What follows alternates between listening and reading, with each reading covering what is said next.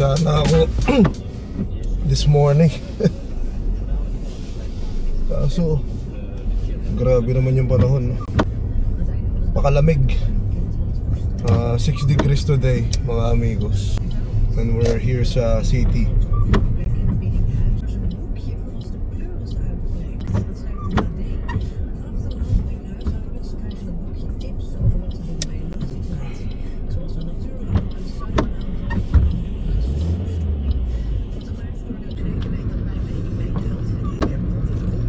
So dito, ang takbulan dito sa loob mismo ng City of Amsterdam is 30 kph lang tayo dito. Kaya medyo maboboard ka talaga. And at the same time, dito ka dumadaan sa mga Jesus, sa mga daanan ng tram, no?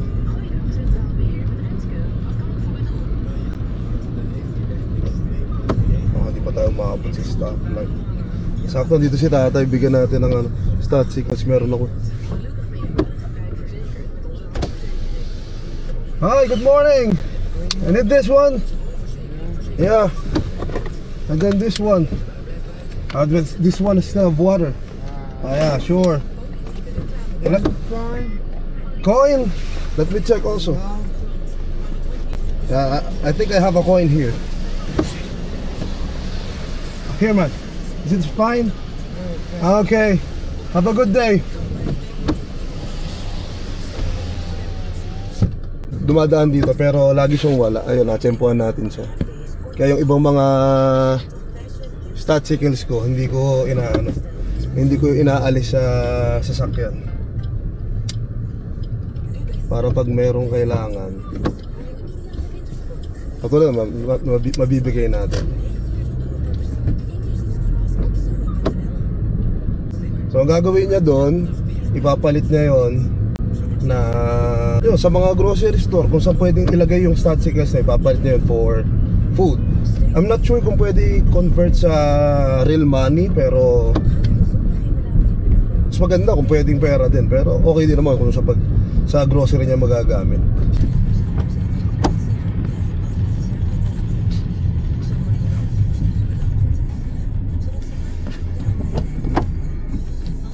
Ito Fondel Park na to.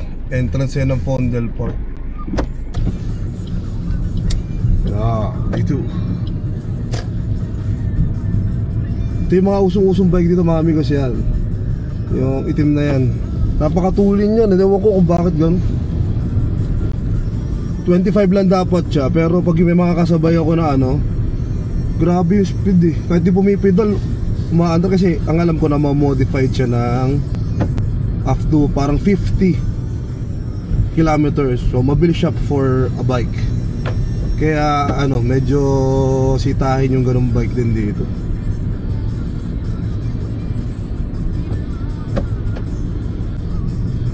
Dito rin pala sa Amsterdam mayroong mga dito may mga street na masisikip, no?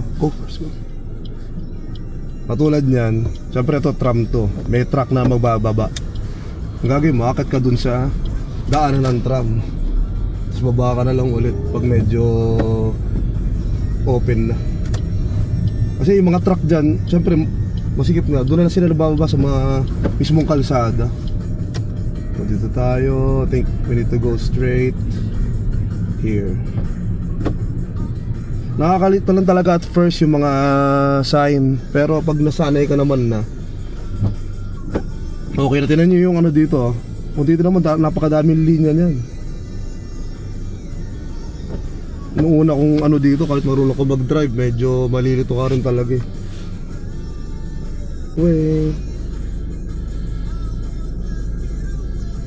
Yung pa yung isang usong bike dito, yung malalaki.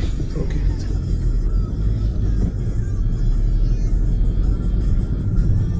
Oh Jesus, ang ganda ito.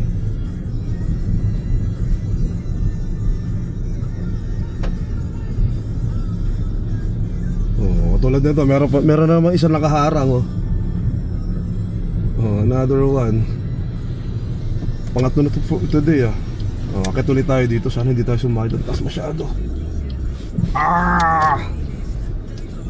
Yan. Dito tayo sa daanan ng tram.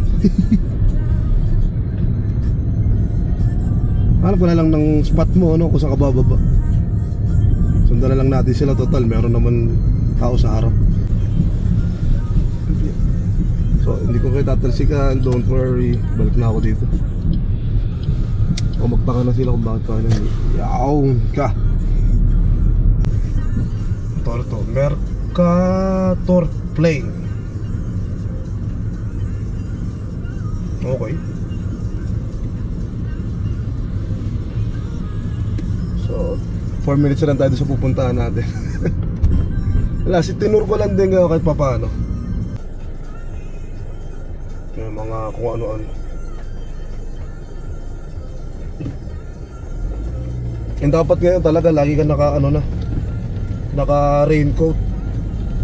Kasi hindi na tumitigil yung ulan. Pero dapat yung magandang type ng raincoat, kasi hindi naman pwede na protection lang sa ulan. Dapat may protection ka din sa lamig.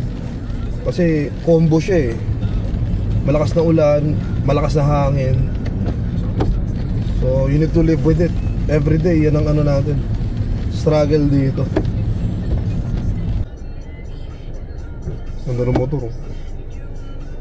GS na luma. Tara. Ano ka mo naman?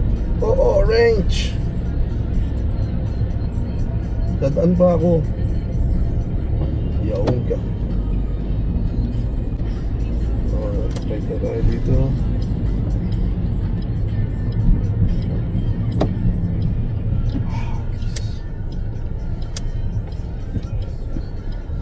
Hanap muna ako na mapaparkan. Disable pala. Papasabak tayo ng parking.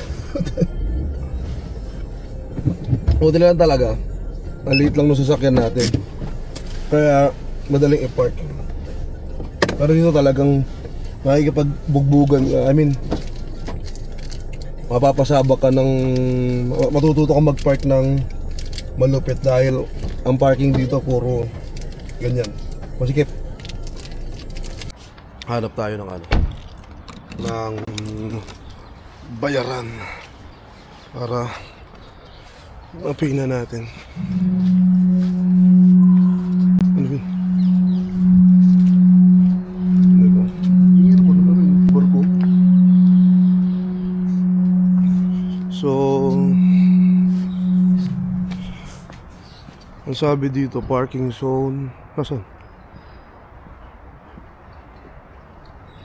Wait lang. Hanahanap ko na rin yung parkings para magbabayad. Type nyo lang yung mas mura dito, 5 euro lang per hour ah. Verde, Verde. Oh shit. Wait. Nagmagaling eh. Dinatch eh, mali yung, hindi ko maintindihan eh. Parking check tags dito, parking card. Hindi, kuha pa rin tayo ng ano. Ano ticket? Yaman, walang ticket. Nakapark na tayo for 30 minutes. Lakad-lakad muna tayo dito. Ang ganda dito.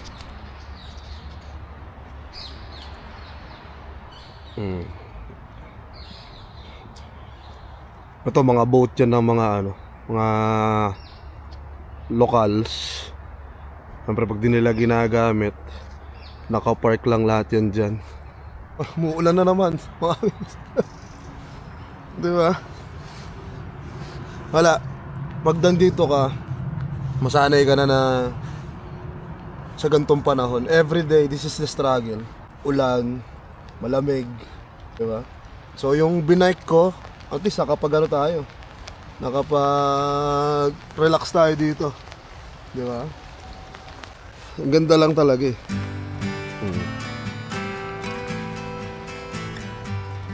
Diba? Ako, I really love nature, kaya talagang na-enjoy ko yung mga ganitong lugar. At patambay mo ako dito ng ilang oras, okay lang. Sa relax. Tapos yung mga dahon, kita yung dami na nakakalat dahil nga autumn na. Yan doon. May bridge dyan. Wala. Actually, kahit saan ka pumunta dito ha, halos pare-paras lang itsura ng mga lugar, kaya nakakalito na rin kung Samban Street kasi halos isa itsura eh.